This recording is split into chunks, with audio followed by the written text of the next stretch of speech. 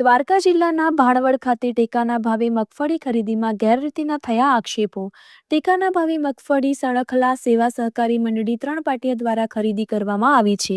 સ્થાનિકોએ આક્ષેપ કર્યા છે કે સહકારી મંડળી પાસે જીએસટી નંબર જ નથી છતાંય ચાલે છે।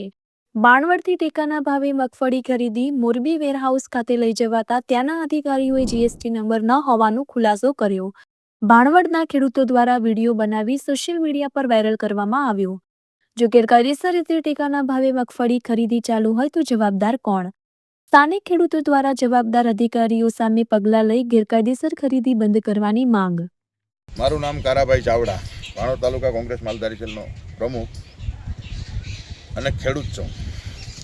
ભાણવડ મેં ઘણો સમય પહેલાં લાઈવમાં પણ કીધું હતું કે ભાઈ ભાણવડ જે ખરીદ વેચાણ મંડળી હાલે છે ભાણવડમાં, એ મંડળી દ્વારા મોટું કૌભાંડ થઈ રહ્યું છે, નથી જીએસટી નંબર।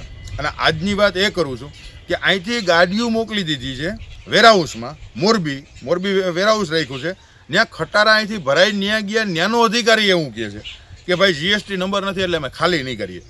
તો આ લોકોને જે મંડળી જેથી આને લીધી છે તે અધિકારીઓ ચકાસણી નહીં કરી હોય, જીએસટીની ચોરી થાય છે એ ખબર નહીં હોય, એટલે આ કૌભાંડ તાત્કાલિક બંધ કરવામાં આવે। આ જીએસટી વગરની મંડળી છે એને તાત્કાલિક ત્યાંથી રિજેક્ટ કરવામાં આવે અને જે ખટારા મોરબી પડ્યા છે અથવા એનો ન્યાન્યા ટ્રાન્સપોર્ટિંગ ભાડું આપી અને એને ખાલી કરાવવાની વ્યવસ્થા કરે। એના માટે મેં મામલતદારશ્રીને ફોન કર્યો, ખેતીવાડી અધિકારીને ફોન કર્યો। ખેતીવાડી અધિકારી શું કહે એ અમારે જોવાનું ના હોય।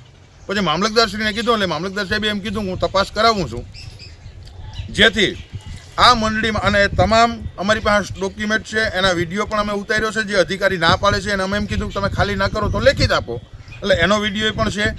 અને જે વાઉચર અહીંથી આ લોકોએ આપ્યા છે એમાં જીએસટી નંબર નથી, એ જીએસટી નંબર નથી એના કારણે જે લોકો ખાલી કરતા નથી, એટલે જીએસટી વગરની મંડળી ટૂંકમાં કઈ રીતે રાખી શકાય?